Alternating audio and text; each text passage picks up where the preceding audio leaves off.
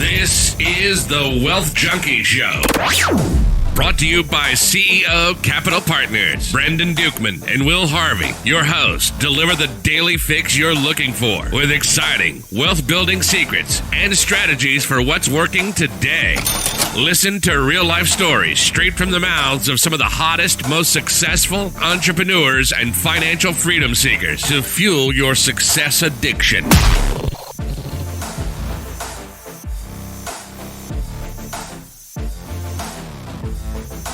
Welcome back, junkies. This is the Daily Wealth Junkie Show, and thanks for joining us for our daily episode.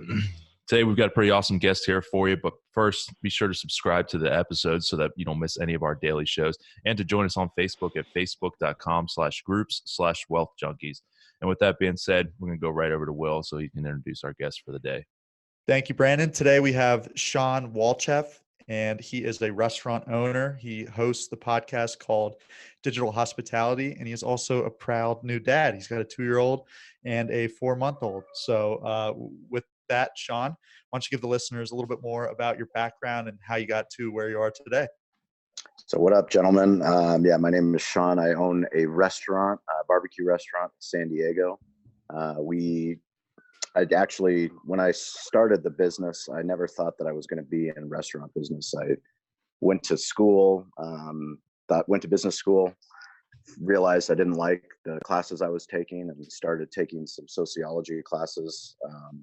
Got really fired up about learning about that. And that was a real tough discussion with my grandfather, who was paying for my education. He was a medical doctor, and telling him I was going to be a sociologist wasn't really something he was too fired up about. Yeah, I'm sure there's some conflict there. big conflict. Yeah. Education is something that means a lot to him, and for him, sociology just didn't mean shit. And, Right. For me, it was just, I guess I just never had the business classes that inspired me. I love people. I love learning about people, why we do what we do, and especially, looking at pop culture and sports and entertainment. And for me, I thought that maybe I could get into the law profession. I applied for law school here in San Diego, got rejected by all 3 law schools. And then I was kind of like an oh shit moment of, I thought I was going to, go down this career path, and turns out things didn't work out for me. And, I started weighing my options, and I was working for my grandfather at the time, helping him with some real estate here in San Diego. And there was an opportunity to get a liquor license at one of his existing properties. The tenant that was running the restaurant wasn't doing a good job, and there was a full liquor license that was available. It was in a part of San Diego that most people don't go to. It's not like it's Gaslamp. It's not, La Jolla. It's not by the beach. But for us, it was me and one of my best friends from college, Corey Robinson, at the time. And we're like, fuck it. Let's take this liquor license and let's create a sports bar that's more geared towards families, since it was in an area that there really wasn't any other restaurants. But let's do sports entertainment focused. And we kind of went all in. We raised some capital, and we didn't, even though we had both grown up in restaurant business, until you own your own business, you don't really know what the fuck's going to happen. And once we started running the restaurant, we ran into all kinds of crazy challenges, got sued for hosting a fight night when we didn't pay the licensing fee. You have to pay a commercial licensing fee to show the we thought we'd be smart and hack our way into paying a residential price, and turns out we were real stupid doing that. But it sounds like a great idea at first. It always sounds like a good idea. Doing the path of least resistance is typically you pretend like you're being smart, but you're really not being smart. But yeah, we opened in 2008, and we opened as, just a sports bar, and had breakfast, lunch, and dinner. And then 2010, we became a barbecue restaurant, even though we didn't know shit about barbecue. We brought in a consultant named Gene Goycochea, who taught us how to cook barbecue the right way. In San Diego, you can't say that you do barbecue. Actually, anywhere in the world, you can't say you do barbecue unless you have a pit smoker, and that you do things the right way. So he taught us how to do that, and we transformed, basically a breakfast restaurant into a sports entertainment craft barbecue destination. And that was in 2008. We had 18 employees, struggled to make about 400,000 in revenue that first year. And now we have about 65 employees, and about 3.4 million we'll do this year. And as a single unit location, we've come a long way. Yeah, I was just about to ask, you plan on opening up any other locations or franchising it out, or? That's a great question. So, I mean, part of, your show is Wealth Junkies. And I think, one of the things that's been the most fascinating for me from 2008 until now is, when we opened, it was really fucking hard to get people to come into the restaurant. Yeah, sure. We had to have a compelling product, which, we went into craft barbecue. But even then, even if we had incredible hospitality and an incredible product, people still need to find you. And when we opened, we did every form of advertising possible. We, paid for a yellow page ad, which is, a directory and a physical book, because that was like the smart thing to do. We joined, local chamber of commerce. We put ads in the newspaper. I mean, you name it, we did it. One of the best parts was that was really when Facebook started taking off and Yelp started taking off and Twitter. And we found that even though we didn't, I don't have an IT background, one of my closest friends that I grew up with, he had a web design business. And I told him, hey, I need a new website, because right now, whenever we would host a fight night, I'd have to email our old web developer and say, hey, Pacquiao's fighting, can you put this up on our website? It would take him 2 days to respond. He'd put it up on the website, and then it wouldn't be the way that I wanted. By the time that I got it the way that I wanted, it was already too close to fight night to, for search engine optimization for Google. Yeah, and everybody's already got their plans for where they're going to watch the show and fight. I mean, it's kind of nuts. It was like I was literally learning how to hack the internet back, while I was running the business. And it put us in a unique position where, marketing and digital marketing specifically was something that it was vital to get people to come into our restaurant. I mean, if I look back at what Facebook, our business page, what we can do now within Facebook and Facebook groups and Facebook events and targeted ads compared to when we first started Facebook, a Facebook business account. I mean, it's night and day. It's absolutely insane. So, back to your original question is, are we going to open up another restaurant? Right now, our focus for this entire year has been really maximizing what we do as a single unit restaurant, but maximizing our online sales. So incorporating DoorDash, incorporating pickup orders, incorporating our catering. The more revenue that we can generate online, the better. And also bringing in the content that we're creating for our podcast as well as our blog. So we've created essentially one mobile first website, which is calibbq.media. And our goal is to really teach other business owners how to do what we've been doing this last year. Wow. Yeah, no, I totally see that, because the whole millennial crowd, they're really driving everything. And if you're not on the internet, if you're not on social media, if you're not doing everything you just talked about with how hacking the algorithms and all of that, it's like you're going to be left behind, because that, it couldn't be more. I mean, like I said, I'm a new dad, and Yelp has been traditionally a place where you go to find a restaurant, but more businesses are gaining a presence, not just on Yelp, but on Google Maps and, all the other platforms. But to find a daycare, we started, what did we do? Me and my wife, we went to Google, we searched, daycare within our area. It would pull up certain things. Yelp was always one of the top ones. We ended up picking our daycare because the two daycares that we were interested in, not only did they have updated photos, updated information, but they were optimized for mobile so that I could make an appointment to go visit the daycare easily. And they earned our business. Yeah. It's like, it's a prime example. Those are the businesses that are going to continue to win. Right. If, word of mouth is only going to go so far, and I don't even care where your location is. When you go to visit a new town, if you guys ever came to San Diego, chances are, guess what? You're going to be on your phone, right? Absolutely. Yeah. And you're going to be looking for the best places to eat, and you know, and Yeah. your barbecue place is going to pop up. But, you know, I liked what you said. You don't have an IT background, but that's kind of the nice thing about today's world. You know, with the social media, you don't need the IT background. You just need to know how to kind of manipulate the Facebook, the Instagram, things like that. And, you know, you can be Instagram famous fairly easy without, you know, really knowing how to work a cell phone. And Yeah. you know, like you said, it's just kind of playing with things and figuring things out, and you can scale your business fairly cheaply, you know, using Facebook. I mean, it's fucking nuts. I mean, like back to Yeah. I said, Adam Harris was the friend that told me, you know, initially that he put our business. He taught me how to use WordPress. Mhm. You know, how to, you know, literally go in and update our website and put in hyperlinks and backlinks. And I still don't know. You know, that's not my specialty. I've Right. hired, you know, consultants to come in. Kyle Pfluger is the one that just optimized our brand new website, but it was so important for him to teach me that I didn't need to have that background, like to get over this technology fear. And I think we Right. all have a fear of technology. I don't definitely care. do. You know, it's like, do you use Apple Pay? Do you have an Apple phone or I have an iPhone, but I Yeah, don't use it. No, you haven't? scares So the do shit you out have- of me. Because you don't want to be the guy in the checkout line that's Mhm. holding up the checkout line. Exactly. Yeah, you're sitting there putting your phone on the scanner, and you're trying to Right. get the thing to Correct. pay. Yeah, it scares What me. was the last sporting event you went to? I went to a Redskins game, unfortunately. Unfortunately, yeah, that Yeah. sounds like hell. Yeah. 0-5. Yeah.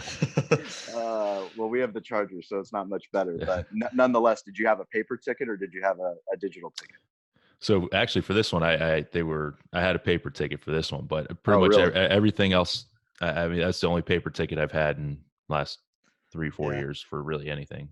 Right. And then So, and your boarding pass Yep. was digital. That's Yeah. right.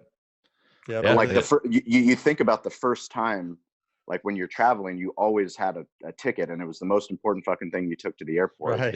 Yep. You check 16 times. I have my ticket, I have my ID, and then all of a sudden, once you go and you trust your phone that it has it, Mhm. then everything changes. You know, Yeah. that's that oh shit internet moment where you're like, I can trust the technology has it. That's But it's the fear of I don't want to be the guy at the Redskins game that's holding up the entire line Right. because I'm a jackass and I can't find my Can't ticket. find my right? ticket. Oh, Where's should my have texted ticket? the car My- or something. my dad Right. still tells me to show up 6 hours early for my flight and have my, you know, he asked me 48 times to get my ticket printed out the night before. Of course. So he's Of still, course. yeah. Well, All it's right. funny. It's funny. I've actually become. My grandfather was always late to everything, so I'm the one that's 6 hours early to everything.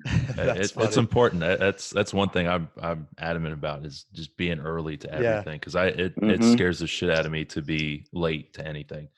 Well, you Agreed. can only control what you can control. Right. And when you get places early, a lot of things out of your control. Then you're proactive and not reactive. Yep. 100%. Exactly. I hate living in reaction. Totally. I have a question about your getting rejected from the 3 law schools. So what did you do immediately after that? I mean, what was how were you feeling, and what was because most people, when that happens, I feel like they'd either get really depressed, or, I mean, I know I would if that was your dream or your goal. So what did you do immediately after that? I honestly, I don't remember because I don't think they all 3 came at the same time, but you know, it was USD was a reach. That was the best law school out of the 3. And then, you know, once I got the rejection letter from Thomas Jefferson, it was just kind of, I went through all stages of emotions. You know, there was Yeah. anger, denial, grief. I was sad. I didn't want to tell my grandfather. You know, I didn't want to go and tell Right. him that, you know, I had fucked up and wasted all this money on these prep classes, LSAT prep classes, and now I had to, you know, go back and do something again. But you know, one of the things my grandfather always taught me was that life it's filled with no's. You know, anybody that's accomplished anything great, they've been told no, and they've, you know, failed so many different times. And you know, one of the things for me was owning that failure. And you know, I have those 3 law school rejection letters. They're hanging right on top of my desk right I now. love that. That's awesome. And, for me, that's, I don't know if it's growing up watching sports or listening to sports stories, people like Michael Jordan, they would create an enemy, they would create a newspaper clipping where someone says they couldn't do it. Yeah. And that became their motivation. And, for me, it was fuck the law schools. I'm going to do something better than, if this wasn't my path, and I'll use that as fuel. Yeah, absolutely. So you said when you started, how old were you when you started in 2008 in the restaurant business? I was 26. 26. So, and you said you had a little bit of experience prior to that, but you never had any ownership management experience. No, I grew up in the family restaurant. When I was 13, I was bussing tables and washing dishes. When all my friends were, going to the beach and playing sports on the weekends. Right. My grandfather made me do that, which I hated. I was I hated it and thought it was totally unfair that I had to do something that none of the other kids had to do. But looking back, it was probably one of the best things that happened to me, because it taught me how to work. Yeah. And if you probably look at the people that were down at the beach and doing the things that you wanted to do, where are they at right now, Right. Yep. So, yeah, exactly. So, at 26, you're starting your own business. You said you raised some money for it. There's some private capital. Kind of walk us through how you raised it, who you reached out to and things like that. People that knew me, people that believed in me, family, friend, some family as well. And I think, those are the people that they know you the best. I don't know if you guys are fans of Gary Vaynerchuk, but he always talks about investing in the jockey and not investing in the horse. Yeah. Right. I couldn't, there's nothing that epitomizes things that are going to succeed, because that's who it is. It doesn't matter what the concept is. If this person says they're going to run through a fucking wall, hey, they might not run through the wall, but they might blow it up. Either way, they're going to get from point A to point B. Absolutely. And I think that's the pitch. So when you're going to ask for money, obviously you have to do your due diligence. You have to write a business plan, and people say the business plan isn't as good as the piece of paper is written on, but it just shows that you're curious about what you're doing, that you're prepared, that you're willing to do whatever is necessary to make that succeed, because every single day is something new. We've been running this business for 11 years, and every single day we learn something new. If we don't, I don't think we would have been open. Yeah, absolutely. Yeah. So to those investors, did you walk up to them with a business plan and all that in hand and kind of say, hey, this is what I'm doing? And what was some of the feedback from the people that you got the money from, or some of the people that said, I'm not interested? Everybody told me no. Yeah. It was literally only a few family friends and relatives that bought into what we were trying to do. And like I said, they didn't buy into what we were trying to do. They bought into me, right? And my business partner. And I think that's probably the biggest thing. Is why was that? 2008 was the worst fucking year to be opening up any business, That's let alone a restaurant business. Restaurant businesses are notorious for not making any investors any money. So tough business. It's tough, it's brutal, and it's only getting tougher, which is why we're more focused on changing the model, changing the industry, and finding different revenue streams for restaurant owners, as opposed to growing the way that corporate restaurants used to grow. If there's an Applebee's in your town, or if there's whatever you name the corporate restaurant, are people still going there? Are people excited to go to these brands? No, they're fucking not. Right. Have they claimed their Yelp page? No. Have they, do they have a presence on Google? Do they have an Instagram page? No, they don't. They pretend like things are exciting to work there, and we all know that they're not. The only reason people go is out of, I'm out of gas, and I have to fill up at this, at this place, and right. we need to eat, so we're going to eat here. Right. So when you were raising that money, and once you raised enough to get going, what were the first steps? What'd you do? First steps was just learning what we don't know. Okay. I think one of the things that we leaned on was around the internet. I went to Google and, looked up restaurant ownership, and it took me to a website called restaurantowner.com. And there was this incredible website that was built by people that have been in the industry, that had articles that had, this is a business plan. This is you name the resource and they had it. And, you know, I joined as a member and participated in discussion. They put out, you know, a monthly magazine called Restaurant Startup and Growth.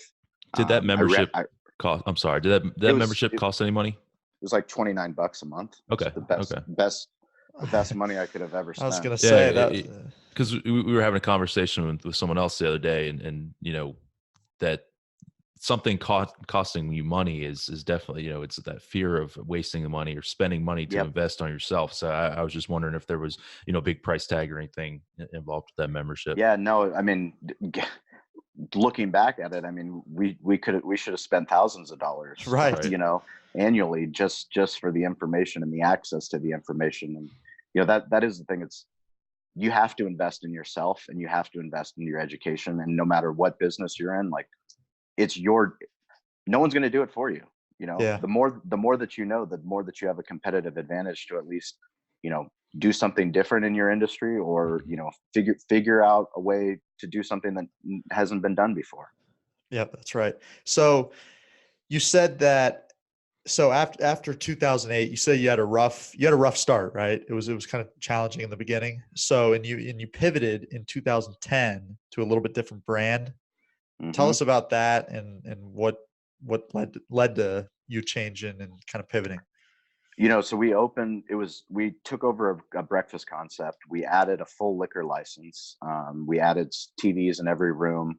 You know, being a fanatical sports fan the way that I am, I always wanted a place that understood from a sports fan's perspective, when the big game's on with sound.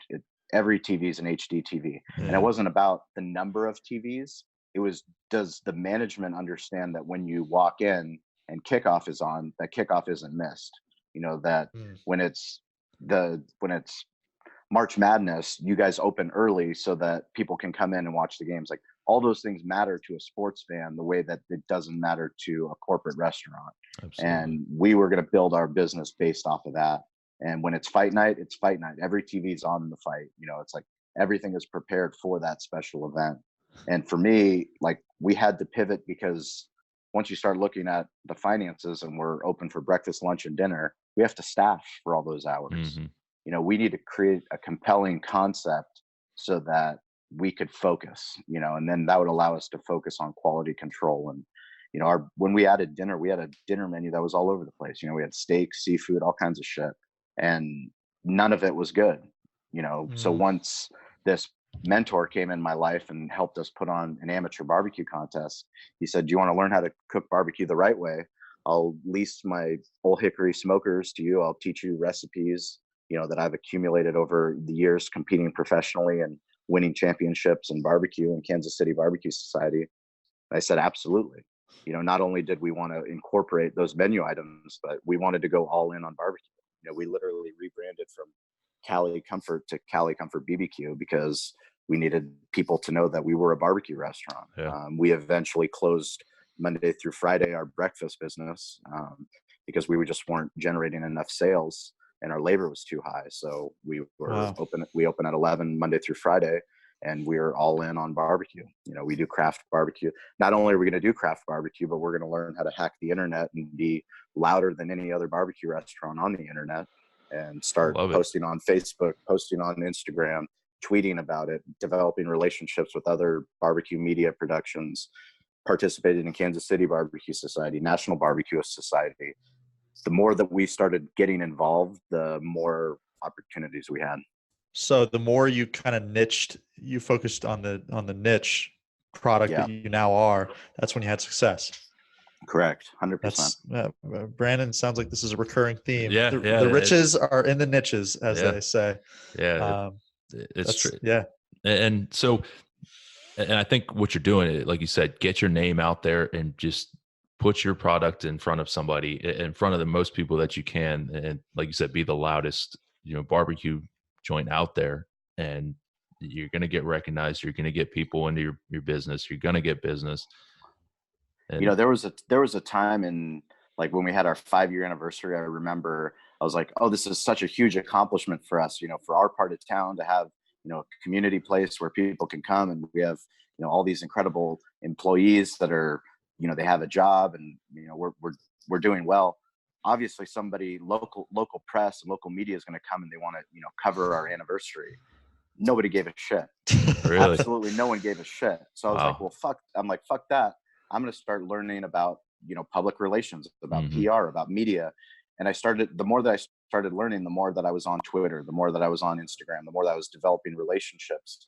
But then fast forward to our 10-year anniversary, and we decided, let's do something for our staff. We closed the restaurant on a Tuesday. We didn't open at all. And we invited all of our staff and their family to a hockey game, and American Hockey League, the Gulls. They play here in San Diego, and we're sponsors of the team. But we invited all of our staff to that. We ended up having so much traction from local media from one tweet that we sent out, just saying that we were taking our friends out to celebrate this, that I couldn't have paid for, you know, 5 years earlier. No But it was all kidding. it was all through those relationships. You know, it was developing relationships, not just telling people you care, but showing them you care. Yeah. When Right. people in the community asked for us to come and participate in a charity event, it wasn't, oh, here's a gift card, you know, we're going to donate it to the raffle. We would show up. And by showing up, we would meet the people that were doing great things in San Diego. And then we developed relationships that allowed us to, hey, when someone needed a catering, guess who they're going to call? They're going to call us. Yeah, absolutely. That's so cool when you're boots on the ground and just can get embedded in those community things like that, and especially with charities. That's awesome. So Yeah, and that's the whole. You got to build those relationships. You got to network. You got to put your face out there. You got to. There's what Grant Cardone said. It's not about who you know. It's about who knows you. And Mhm. that is, you know, you could know, you know, everybody in the world, but do they know you? And if they don't know you, then you're useless. And that's kind of what you're developing into, is who knows you. And that's, I think that's And awesome. it's back to what you said. It's who knows you, but also what do they know you for? You know, Correct. Mm. once you get back to that niche, when someone thinks barbecue, I want them to think of us. When they Yeah. think of, you know, barbecue media or barbecue podcast, I want them to think of us. That's awesome. If they're not doing that, then I'm not doing my job. Yeah, Yeah, exactly. It's like the whole Xerox. You know, Xerox is just a brand, but they became so big and everybody knew them that what was it? Copying something is not now. A lot of people refer to it as Xeroxing something, Yep. you know, because they got 100%. so big. So that's a good you know, analogy of that. Um, so what are some things outside of your business? Because you seem like a savvy. You're obviously an entrepreneur. What are some things outside of your business that you're doing to build wealth for yourself and your family? Great question. It's, I mean, I think one of the most important things is for me investing in myself. Mm. You know, those are, you know, not only investing in myself, but supplementing areas in my life where I'm not the strongest. You know, and financially within the restaurant, we brought in a CFO level consultant from our accounting firm that Mhm. helps us run our weekly profit and loss statements. And that was probably one of the best things we've done in the last 2 years, because it's allowed us to really not just focus on the media side of the business that we're building, but also Right. just the nuts and bolts of a single unit restaurant operation. And that was, you know, That's really cool. a very important investment that I made, because it's allowed me to purchase a new home. My wife and I, we sold our condominium, and now that we have, you know, 2 kids, 2-bedroom condo doesn't work with 2 kids. Yeah, Right. I'm We sure. need more space. So you know, we purchased a new home, and now we're, you know, going through our personal finances and trying to, you know, separate them from our restaurant finances, because it turns out traditional lending doesn't like looking at a restaurant owner's financial statements, because No, they don't. let's face it, we're an anomaly. We're Yeah. not like everybody else. So My background's in lending, and I can't tell you how many people were not able to get approved because they were in the restaurant business and yes, just correct. had messy tax returns and Very all messy. that. Very messy. Yeah, exactly. So let me ask, was it tough for you to kind of acknowledge and accept the fact that there were some weaknesses in your life and business that needed outside attention? Yeah, I mean, you know, as a restaurant owner and as somebody that's, you know, I've been taught by my grandfather that I could do anything, and Mhm. literally opening a restaurant, you have to do everything. You're forced to do every Yeah. position. But you know, by listening to podcasts, by, you know, reading books, the more, by having mentors, by asking questions, the more I've realized that the business is only going to scale as big as, my vision is for that business. And just because I can do something doesn't mean I should do something. I need to focus on what my strengths are and supplement those strengths with people that are smarter than I am. Yeah, And absolutely. once I start doing that, things start taking care of themselves. Yeah, that's really and good. I asked that because it seems like a lot of the entrepreneurs, they, like you said, they kind of want to do it all. That it's them. They've been told their whole life they can do it, and they want to prove to people. And I think trying to acknowledge and accept the fact that there's actually some deficiencies somewhere that you not necessarily can handle, and I think it's important to realize that you can. It's okay to branch out and have assistance with making things run smoother. Yeah, I mean, it's acknowledgement is the biggest. Mhm. It's when you get over the fact that it's having the humility to understand that, like, I'm not as smart as I fucking think I am. There Right. are smarter people, Yep. and in different disciplines, and the quicker that I do that, the more I realize. I mean, the most important commodity that we all have is time. Where are you focusing that time? And if I'm focusing my time doing something that I can have one of my managers do or a consultant do, and they do it 10x what I can do, then that's just me being stupid, right? Hmm. Stupid Exactly. and arrogant. Yep. I recently got months ago, I got a virtual assistant, and it had been floating around in my head for probably over a year. And I finally broke down and did it. It was the best thing I ever did. I mean, she manages. So I have some outside of the apartment stuff that we do. I have some personal properties and do Airbnb, and I turned that over to her.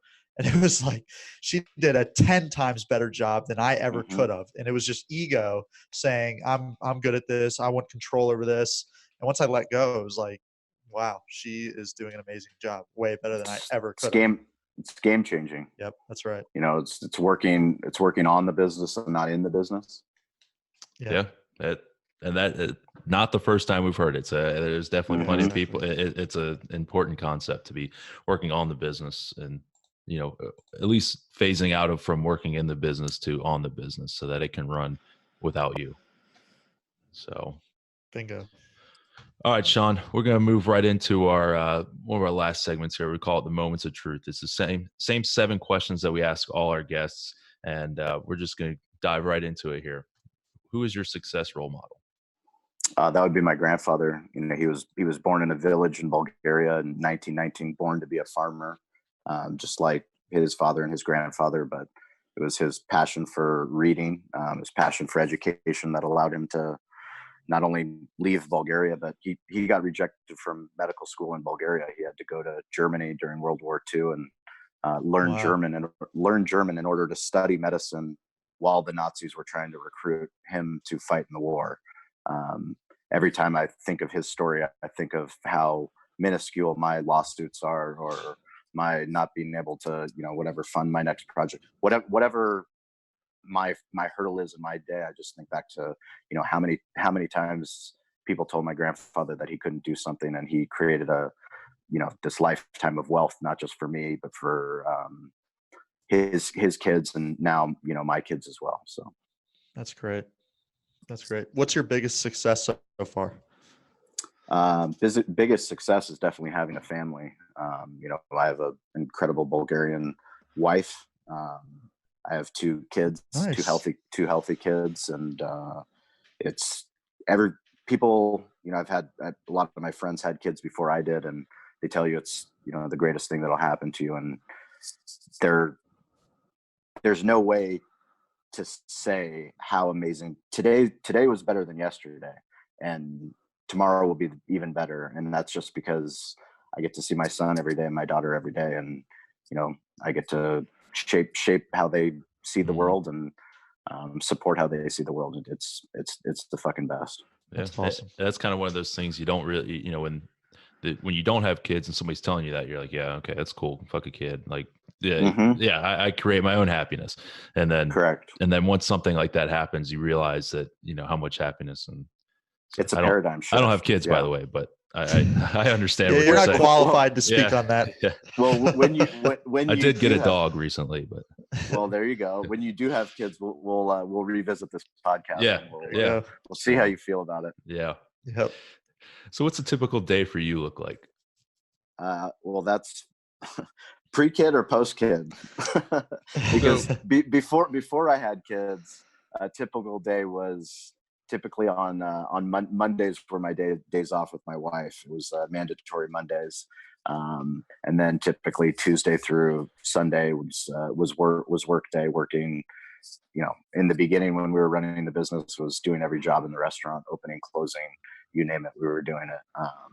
But now that I'm taking my son every day, I get to take him to daycare, which is probably the best part of my day, and then picking him up from daycare. So, I've restructured my day. One of the most important things is waking up early, so I have some time for myself to do some deep thinking, do some reading, listen to podcasts that I want to, focus on bigger picture projects.